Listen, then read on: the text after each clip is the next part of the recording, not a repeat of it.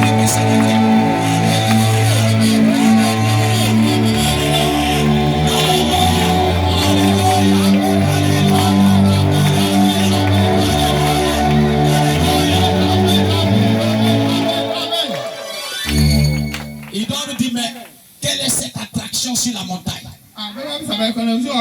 C'est quel bruit on entend sur la montagne là-bas? C'est Dieu qui est en train d'accomplir ses écritures. Quelle est cette attraction à la chambre haute? C'est Dieu qui est en train d'accomplir ses écritures. Alléluia. Alléluia. Alléluia. Écoutez très bien. Tu dois être fatigué avant de désirer Dieu. Est-ce qu'il y a des gens qui sont fatigués? Jésus a dit ceux qui sont fatigués et chargés. Il dit venez à moi. Je vais vous donner le repos. Ça veut dire que tu vas te reposer et c'est lui qui va travailler maintenant. À partir de ce jour, c'est lui qui va travailler. C'est Jésus qui va travailler. C'est Dieu qui va travailler. Ça ne sera plus toi. C'est lui qui va chanter. C'est lui qui va évangéliser. C'est lui qui va prêcher. C'est lui qui va gérer ton foyer. C'est lui qui va gérer tes projets. C'est lui qui va gérer ta famille.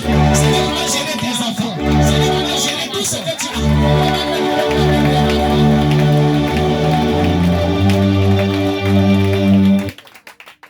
Alléluia. Amen. Oh, c'est merveilleux. J'ai dit c'est merveilleux. J'ai dit c'est merveilleux. C'est merveilleux. Le Seigneur Jésus. J'ai dit acclamons le Seigneur Jésus. Oh, c'est merveilleux. Regardez le peuple d'Israël. Regardez le peuple d'Israël. Quand ils étaient en Égypte, aussi longtemps qu'ils n'étaient pas fatigués, quand Moïse est parti, ils ont chanté. Mais le jour qu'ils étaient fatigués, Dieu même a vu leur fatigue. Dieu dit qu'il a entendu leur cri. Et il est descendu pour les délivrer. Est-ce que tu peux dire amen à ça? Frère, regardez frère. Quelqu'un comme Abed-Nego, Meshach et Shadrach.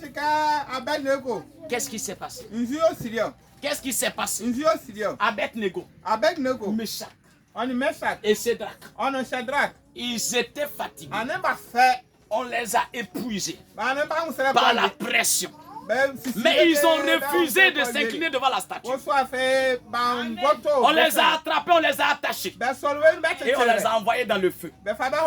Ça veut dire que c'était fini. Ils étaient morts. Pour eux, ils étaient morts. Mais quand ils sont arrivés dans le feu, où il n'y avait plus d'espoir, c'est en ce moment-là que Dieu est rentré en scène. Est-ce qu'il y a des Abed-Nego, Meshach et Shadrach ici?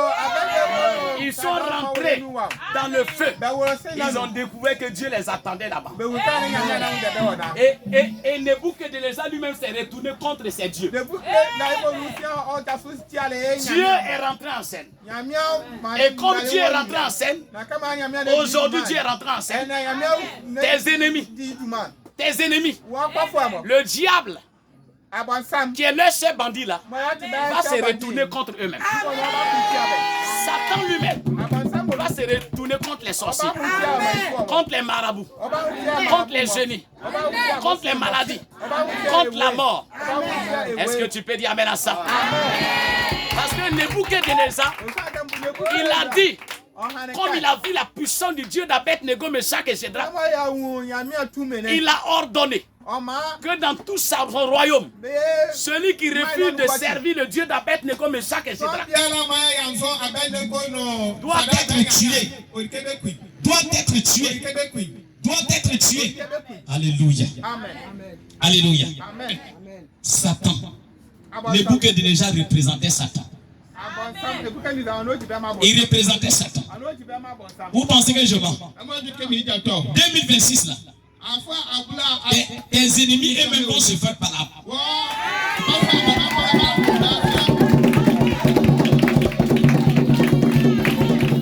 Dieu va mettre la confusion.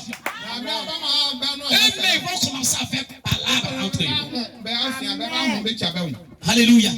Parce que tu as pris position. Malgré les obstacles, malgré les épreuves, malgré les tests, mais tu n'as pas laissé le message. Tu n'as pas abandonné la foi. Tu as gardé la foi. Donc laisse-moi te dire que le temps est arrivé. Le moment est arrivé. La saison est arrivée. La saison de ta délivrance. La saison de ta liberté. Poussez les cris de joie encore.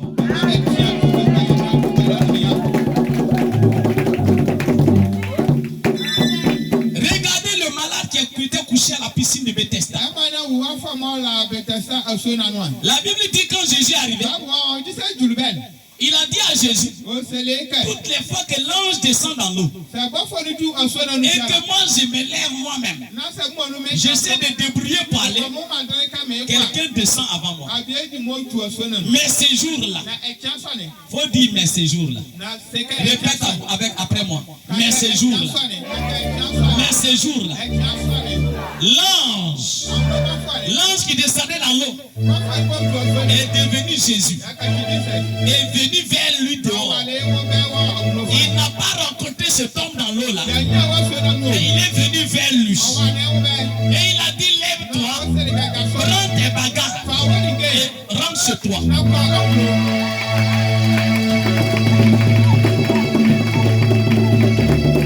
Combien croient que ce soir, ce matin, il va ramasser ses bagages.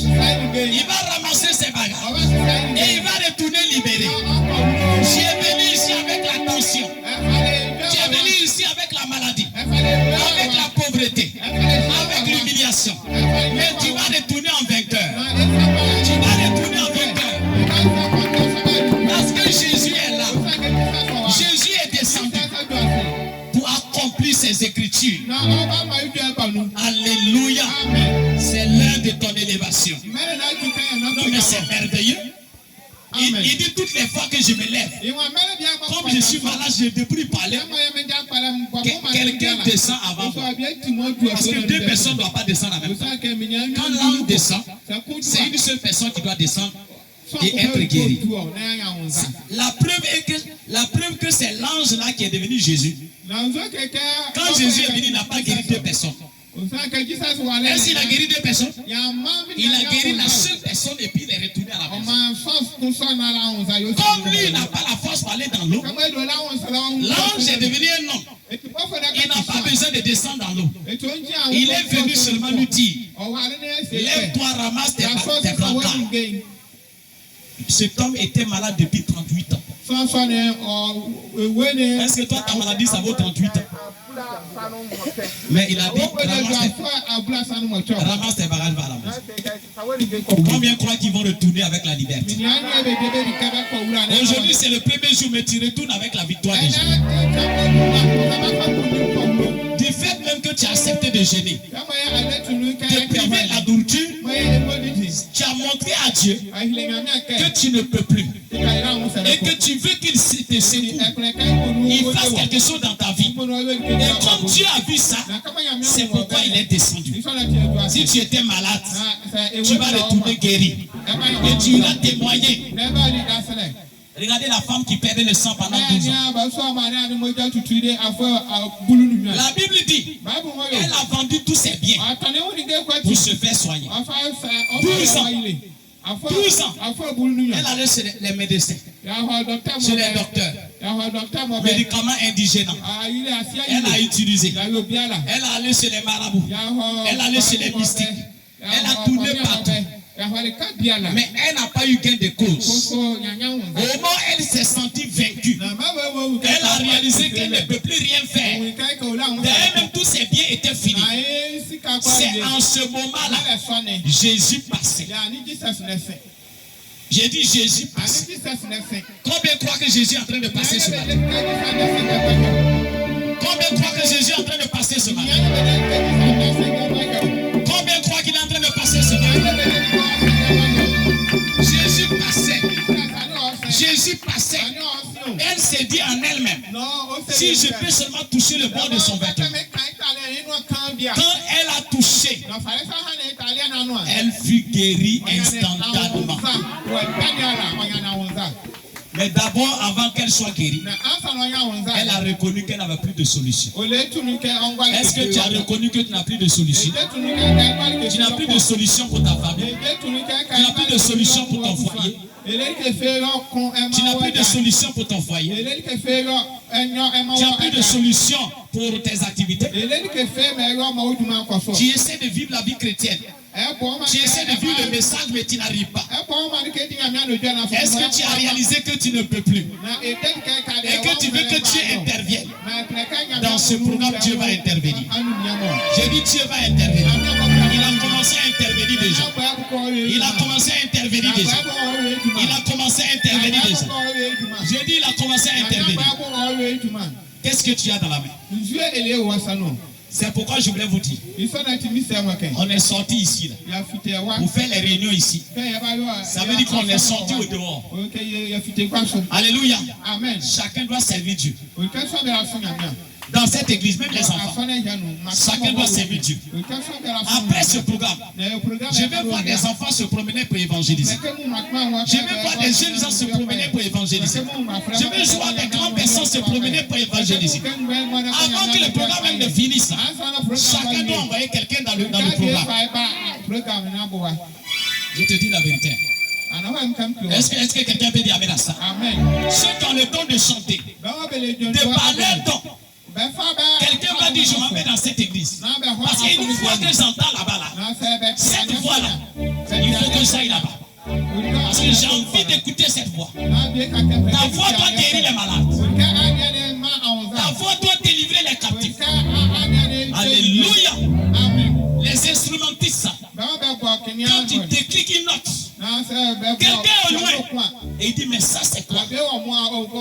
C'est une mélodie céleste. Une mélodie des anges. Non, ce n'est pas un ange. Mais le Dieu qui a créé les anges est rentré dans un homme. Est-ce que quelqu'un peut acclamer le Seigneur Jésus? Alléluia. Amen. Acclamons le Seigneur Jésus. J'ai dit acclamons le Seigneur Jésus. Est-ce que quelqu'un est prêt? Est-ce que quelqu'un est prêt? Je n'entends pas ton âme. Est-ce que quelqu'un est prêt? Combien sont prêts ici? Combien sont prêts ici? Je n'entends pas ton âme. Est-ce que tu peux te lever? Est-ce que tu peux te debout? Et pousser des cris de joie.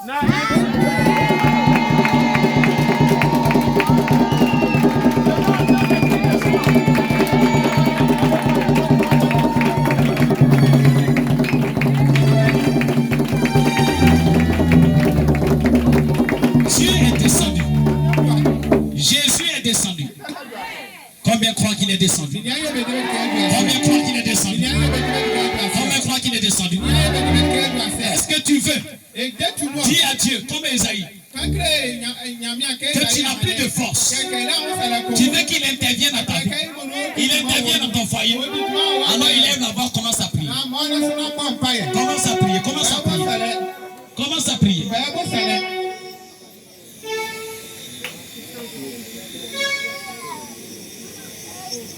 Commence à prier. Dis-lui que tu es fatigué. Donateur de tout bon don spirituel. Nous avons entendu ta voix. Comme le thème le dit, Je me livre à toi totalement, Seigneur. Mais je viens de montrer par cette inspiration, c'est quand nous reconnaissons notre faiblesse, notre échec, que nous pouvons te désirer. Et nous avons réalisé dans cette église que nous avons échoué. Nous avons réalisé que nous n'avons plus de force. Nous n'avons plus d'espoir. C'est pourquoi nous sommes venus. Oh Jésus, par ce sujet, on te dit, viens à nous. Amen. Nous te désirons dans cette église. Amen. Viens délivrer les âmes qui sont possédées. Amen. Viens accorder le baptême du Saint-Esprit. Viens relever les ministères. Amen. Viens relever les dons. Amen. Viens relever le groupe musical. Amen. Viens relever, Seigneur, les diacres, les anciens de l'église. Viens relever les rétrogrades. Amen. Viens, Seigneur, intervenir. Amen. Oh Dieu, nous t'implorons. Viens prendre ces moments sous le contrôle. Amen. Tes enfants ont levé la main. Tu connais leur cœur. Tout à l'heure, d'autres vont continuer dans la prière. Je prie de te révéler à eux personnellement. Donne-leur de voir ta main, Amen. De réaliser que tu es Dieu. Amen. Seigneur Dieu Saint, je prie que ton sang les asperge. Amen. Toute personne qui a réalisé sa petitesse, donne-lui de grandir. Amen. Au nom de Jésus, Amen. Je te prie et je condamne tout mauvais esprit, Amen. Qui va essayer d'amener la distraction au milieu de nous. Nous, pour éviter la distraction, c'est pourquoi nous sommes ici. Pour nous tenir dans ta présence. Amen. Viens Seigneur Jésus. Je prie de capturer tout esprit, d'influencer, d'impacter cet auditoire. Amen. Dans le nom de Jésus. Amen. Je remets les enfants à toi. Amen. Tout, même les bébés, à toi. Pour que tu sois au contrôle. Amen. Protège chacun. Amen. Les serviteurs de Dieu qui arrivent, je prie de les garder, Amen. De les accompagner sains et saufs. Pour la gloire de ton Saint-Nom. Au nom de Jésus. Je prie que la colonne de feu s'empare, Seigneur Jésus-Christ, de la vie de mon frère, de ma soeur, au nom de Jésus. Amen. Seigneur Dieu grand, je prie de te lever, afin de relever cette église. Amen. Nous sommes sur ce terrain. Nous avons beau faire pour acheter ce terrain, pour conquérir ce terrain, et nous n'avons pas pu. Nous voulons livrer le terrain à toi. Amen. Livrer la construction à toi. Amen. Livrer les activités à toi. Amen. Livrer le projet à toi. Amen. Pour que tu sois au devant. Amen. Dans le nom de Jésus. Amen. Et je voudrais maintenant, tous ceux qui vont nous écouter en ligne, Seigneur, je prie que tu te souviennes, Amen. Que tu étends ta main sur leur vie, Amen. Afin de les aider. Amen. Entre en scène dans leur vie. Amen. Au nom de Jésus. Amen. Et maintenant, je prie pour ces offrandes. Bénis les mains qui donneront. Amen. Je prie de te souvenir que chacun a besoin de toi. Révèle-toi à ton église. Je prie que dans ces offrandes, que tu associes toutes nos demandes, Amen. Pour que les ossements puissent glorifier ton nom. Amen. Au nom de Jésus que j'ai prié. Amen. Amen. Amen.